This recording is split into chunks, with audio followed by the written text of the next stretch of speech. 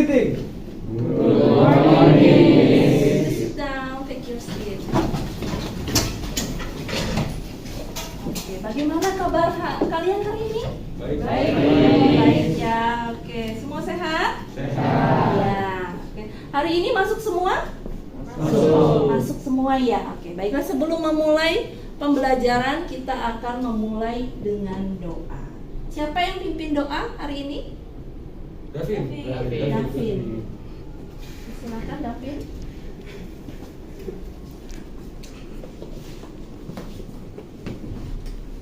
Baik teman-teman, sebelum kita belajar mari kita berdoa. Ya Tuhan, terima kasih atas pagi ini. Semoga pembelajaran kita senantiasa diberkahi oleh-Mu. Amin Tuhan.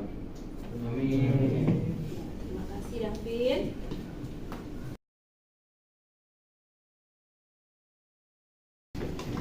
Cek lagi. Oke, boleh dimulai Iman. Baik, sekarang Miss akan mereview dulu apa yang sudah kalian pelajari dari minggu lalu ya. Oke, apa inti masalah ekonomi? Ada yang tahu? Saya. Ya, silakan jawab. Tolong jawab. Inti masalah ekonomi itu masalah seperti pengangguran, kemiskinan, sama inflasi gitu, Miss. Iya. Ada yang mau menambahkan? Ya, silakan. Kelangkaan sumber daya. Oh, kelangkaan sumber daya, iya betul ya. Itu sudah saya sampaikan ya, inti masalah ekonomi itu ada kelangkaan atau scarcity ya. Apa sih yang menyebabkan kelangkaan itu? Ya. Oke, saya jelaskan kembali untuk merefresh ingatan kalian ya. Penyebab kelangkaan ya, ada keterbatasan benda, kerusakan sumber daya alam, keterbatasan kemampuan manusia mengolah sumber daya, dan juga kebutuhan manusia itu cepat ya, harus segera terpenuhi. Papan itu harus diprioritaskan, diutamakan, harus dipenuhi dibandingkan kebutuhan yang lain ya. Kenapa harus pangan dulu? Ada yang bisa jawab? Kenapa itu harus utama? Jadi yang pertama ya, kebutuhan pangan ya pasti kebutuhan kita untuk makan, berpakaian, tempat tinggal ya. Baru kemudian sandang dan papan ya, tempat tinggal, kemudian pakaian dan lain-lain ya. Ya, baiklah, sekarang kita akan membahas mengenai biaya peluang ya, biaya peluang. Apa sih yang dimaksud dengan biaya peluang?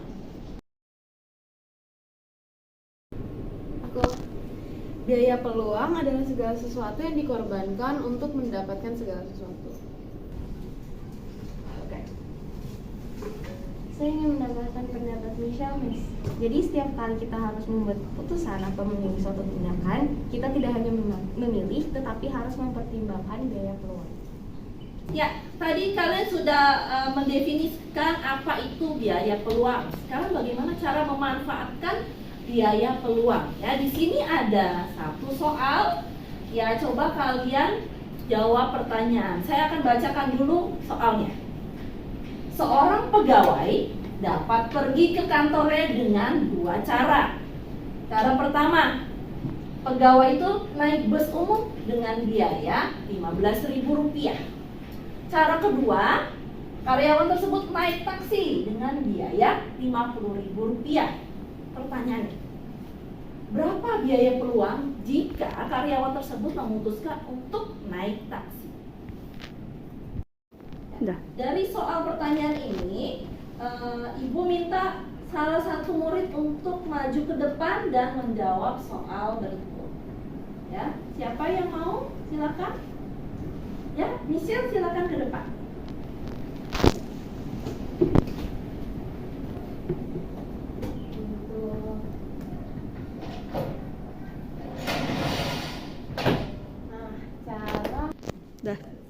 Harusnya selisih biaya angkutan taksi dengan biaya angkutan bus. Cara menjawab pertanyaannya itu selisih biaya taksi dengan biaya bus umum. Jadi biaya taksi itu kan 50.000 dikurang dengan biaya bus umum yaitu 15.000, yaitu sama dengan 35.000.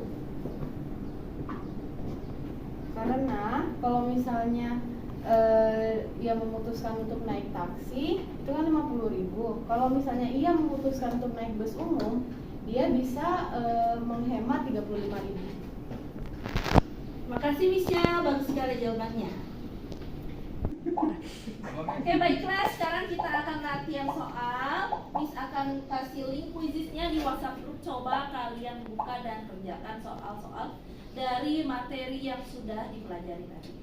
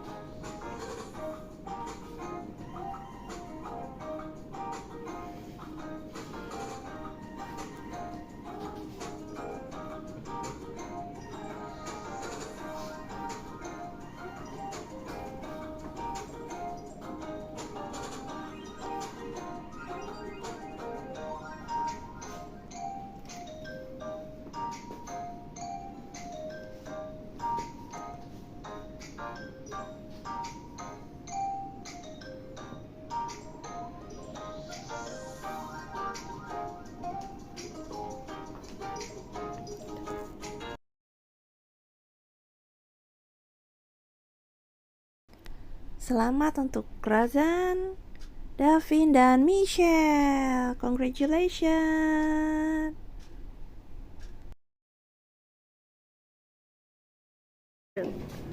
Kita akan coba mengerjakan latihan soal menggunakan live worksheet ya LKPD ini secara online ya. Di sini ada lembar kerja peserta didik ya, dengan materinya itu kegiatan ekonomi, kan sudah kalian pelajari waktu lalu. Kalian tulis nama, ketik nama kalian di sini dan juga kelasnya. Kemudian kalian bisa langsung mengisi. Lihat ada petunjuk kerja. Baca dengan seksama. Yang opsi A, part A adalah pilihan ganda ya, pilihan ganda. Kalian bisa pilih jawabannya A, B, C, D, atau E. Kalian tinggal klik aja salah satu ya. Contoh saja nomor 1 sampai nomor 5. Kemudian yang bagian B, di sini ada arus circular flow, ada diagram. Kalian harus mengisi nomor 1 itu yang mana ya, sehingga hasilnya ada 2, pasar input dan pasar output. Kemudian part C adalah menjodohkan. Tariklah garis sesuai dengan pasangan. Di sini ada gambar. Apa nih kegiatan ekonomi ya? Yang mana ya? Yang mana kalian pasangkan seperti ini ya. Oke. Silakan dikerjakan. Kalau sudah nanti kalian klik finish ya, kalian bisa cek jawaban kalian di check my answer.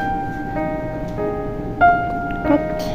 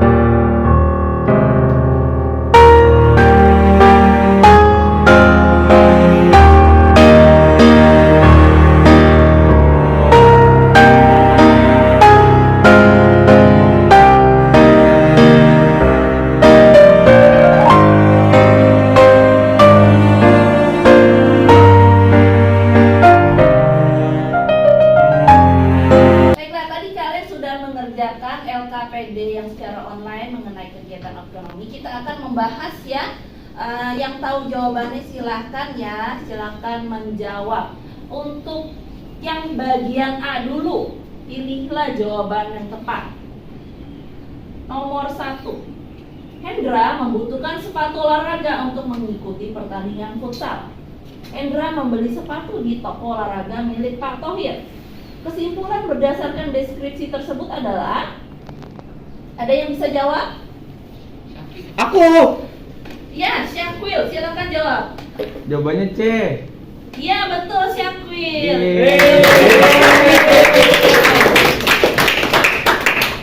Oke, langsung ke nomor 2. Ada yang bisa jawab nomor 2? Kira-kira yang mana? Kegiatan yang termasuk peran rumah tangga produsen. Ada 3. Nomor berapa aja? Ada yang bisa jawab?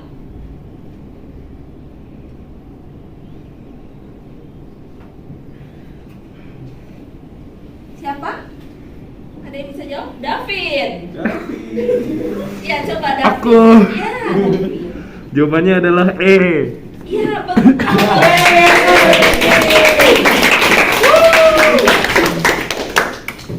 Oke, kita lanjut ke nomor 3. Oke, nomor 3.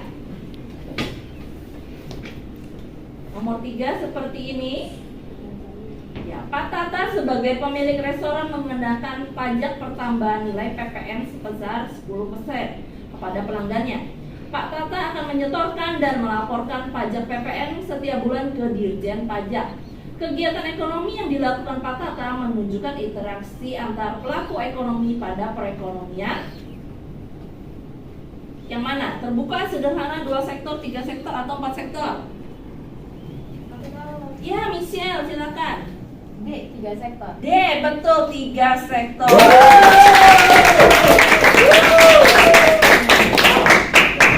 Ya.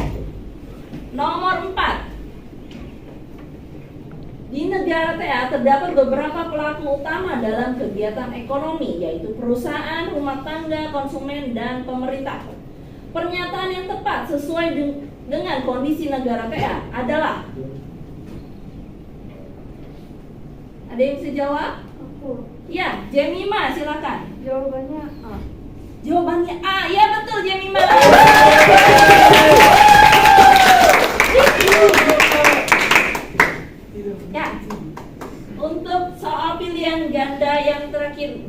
kegiatan ekonomi, pemerintah juga berperan sebagai konsumen. Peran pemerintah sebagai konsumen ditunjukkan dengan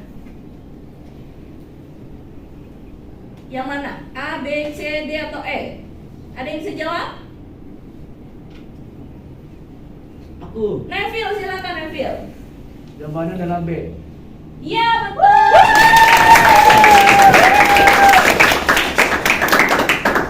Kita lanjut ke part B ya, yang bagian B ini ada kalian harus melengkapi arus yang ada di circular flow diagram ya. Untuk nomor 1 apa nih? Nomor 1 jawabannya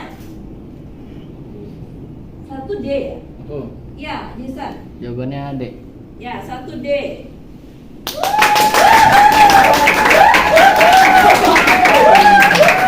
Nomor 2.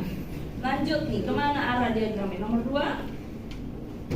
Dari arus faktor produksi yang ditawarkan ke mana nih?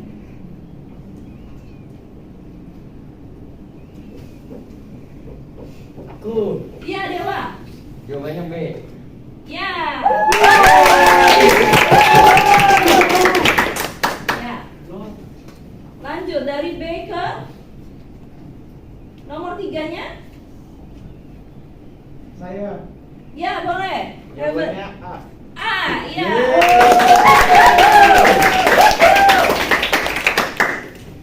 Nomor 4.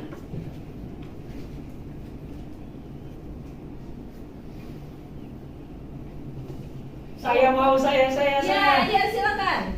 4 seperti kecil, Miss. Yang lain apa sudah betul, Cek? Ya.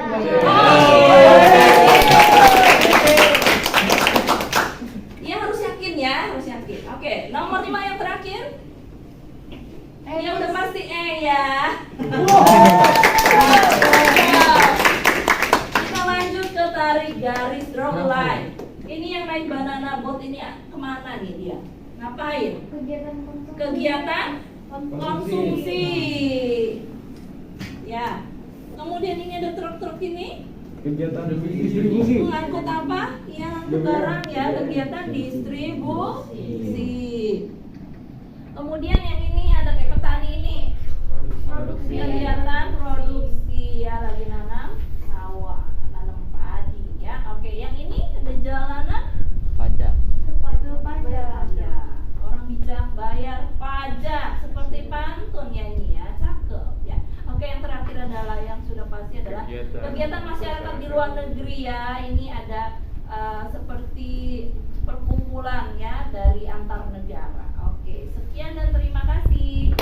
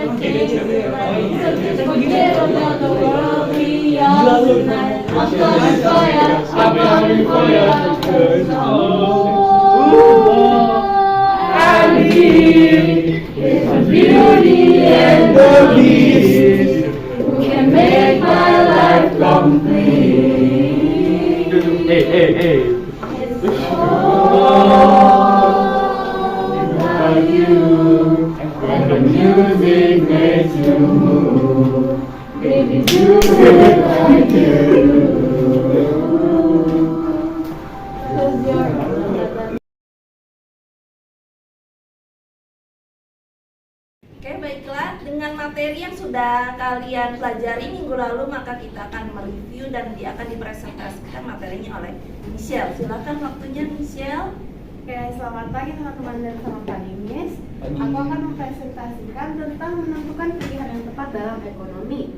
Orang itu harus memilih dengan bijak keinginan atau kebutuhan mana yang harus mereka penuhi di antara keinginan-keinginan atau kebutuhan yang ada. Jadi artinya itu kita harus memilih dengan bijak antara kita kan banyak nih keinginan dan kebutuhan, dan kita harus memilih mana yang paling penting dan harus dipenuhi dahulu. Next slide.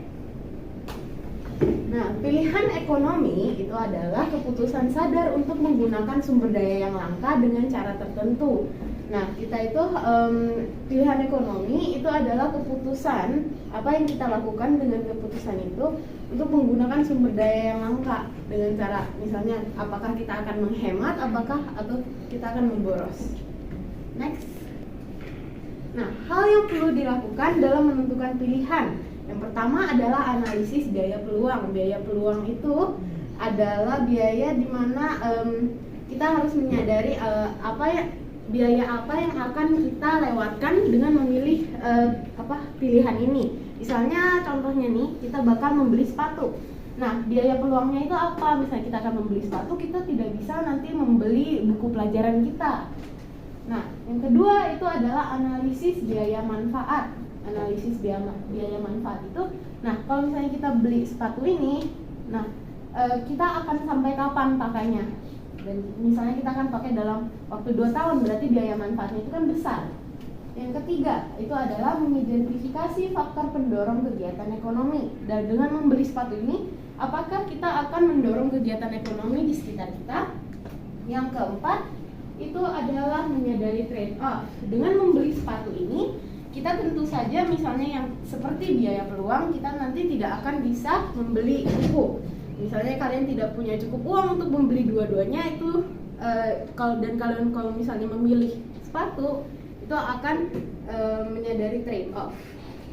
Yang terakhir adalah berpegangan pada prinsip ekonomi. Prinsip ekonomi itu adalah menghasilkan, kita harus berusaha untuk menghasilkan keuntungan sebesar-besarnya tanpa dengan usaha yang paling minimal.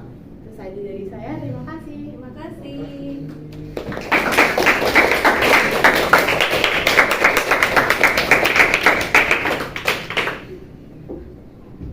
Materi mengenai yang sudah kita pelajari minggu lalu sudah di-review kembali oleh Michelle, dan untuk yang hari ini coba Miss mau tahu bagaimana pemahaman kalian mengenai materi yang baru ini mengenai permasalahan ekonomi. Untuk murid saya pilih kesediaannya Valerie untuk menjabarkan singkat bagaimana pemahaman mengenai permasalahan ekonomi. Silahkan. Jadi teman-teman, hari ini saya akan mempresentasikan tentang permasalahan pokok ekonomi. Jadi pokok permasalahan ekonomi itu ada 2, yang klasik dan ada yang modern. Nah, permasalahan pokok ekonomi klasik itu ada 3. Pertama itu produksi, kedua distribusi, dan ketiga itu konsumsi. Nah, kita mulai dari produksi.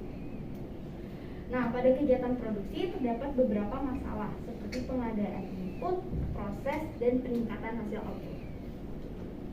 Nah, kedua ini ada distribusi. Nah, walaupun barang dan jasa itu tersedia, namun jika tidak terdistribusikan, maka barang dan jasa tersebut tidak sampai ke tangan konsumen dan tidak dapat digunakan atau dikonsumsi. Nah, ketiga ini ada konsumsi. Konsumsi adalah suatu kegiatan untuk menggunakan barang dan jasa dengan tujuan memenuhi kebutuhan. Nah, next ini ada permasalahan pokok ekonomi modern yang bermasalah di zaman-zaman sekarang. Nah, yang pertama itu ada apa dan berapa yang diproduksi. Nah, yang kedua itu bagaimana memproduksinya. Jadi kita harus memikirkan berapa tenaga kerjanya, mesin apa yang kita butuhkan, dan ketiga itu untuk siapa diproduksi. Kita harus tahu konsumen mana yang memang tepat tujuannya untuk hasil barang produksi kita tuh tepat di tujuan mereka, tepat di tangan konsumen yang membutuhkan.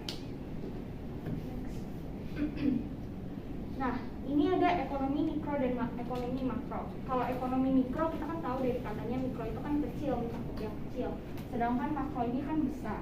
Jadi ekonomi mikro adalah mempelajari perilaku individu dan rumah tangga perusahaan dalam membuat keputusan tentang alokasi sumber daya yang terbatas. Nah, ini dalam ekonomi mikro, pemerintah juga ikut campur tangan. Nah, contohnya itu seperti penetapan harga minimum untuk melindungi produsen dan penetapan harga maksimum untuk melindungi konsumen. Nah, kedua ini ada asumsi-asumsi ekonomi mikro. Yang pertama itu berusaha memaksimalkan hasil yang dicapai, terus melakukan kegiatan atas dasar kelangkaan. Ketiga, konsumen dan produsen melakukan kegiatan ekonomi secara rasional. Nah, next ini ada ekonomi makro, mempelajari kekuatan-kekuatan dan kecenderungan-kecenderungan yang mempengaruhi perekonomian secara keseluruhan. Nah, ini ada beberapa indikatornya. Yang pertama itu neraca perdagangan dan neraca pembayaran, kedua itu pendapatan nasional, pertumbuhan ekonomi dan pendapatan per kapita, penggunaan tenaga kerja dan pengangguran, keadaan perubahan harga-harga atau inflasi, dan kestabilan kurs mata uang dalam negeri. Nah, yang ini ada sistem ekonomi. Apa sih itu sistem ekonomi? Jadi sistem ekonomi adalah perpaduan dari aturan-aturan atau cara-cara yang merupakan satu kesatuan untuk mencapai tujuan dalam perekonomian. Nah, yang pertama ini ada sistem ekonomi tradisional. Itu merupakan sistem ekonomi yang diterapkan oleh masyarakat modern. Nah, seperti ini petani yang membajak sawah dengan berbau. Ya, di pedesaan. Iya. Ya. Yang kedua itu ada sistem ekonomi komando. Peran pemerintah ini sangat dominan, sedangkan peran masyarakat atau pihak swasta itu sangat kecil. Contoh negaranya kayak Korea. Ini ada sistem ekonomi pasar. Kegiatan ekonomi dilakukan oleh pihak swasta. Pemerintah hanya mengawasi dan melakukan kegiatan ekonomi yang berhubungan dengan penyelenggaraan negara. Jadi semua orang tuh bebas untuk menjual barang atau apapun yang mereka mau. Contoh negara kayak US, Amerika Serikat. Terus ada dalam sistem ekonomi campuran, pemerintah dan swasta masyarakat saling berinteraksi dalam memecahkan masalah ekonomi. Nah, perekonomian Indonesia ini dapat didefinisikan sebagai sistem perekonomian yang berdasarkan Pancasila dan UUD 1945. Jadi di Indonesia ini sistem ekonominya sistem ekonomi Pancasila.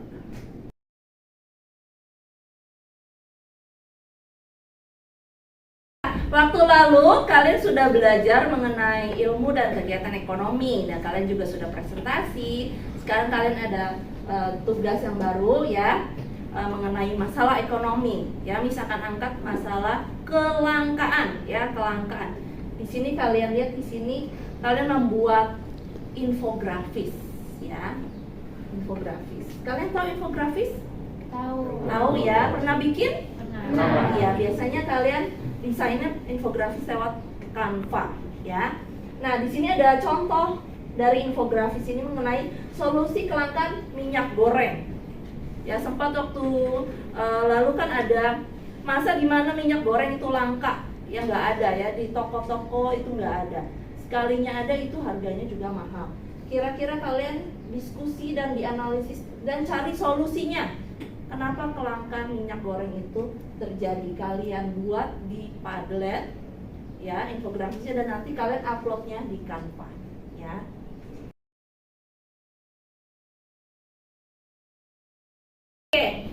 Oke, sekarang Miss akan bagikan stiker ya untuk kalian ya. Kita maju satu one by one. Come here. Aku ya.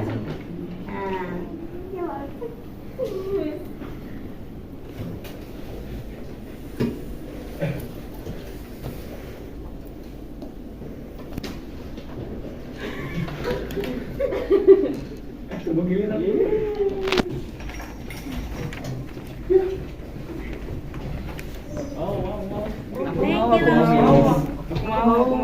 Aku mau, Miss, aku mau.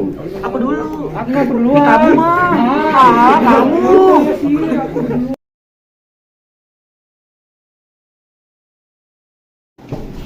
Ya, baiklah.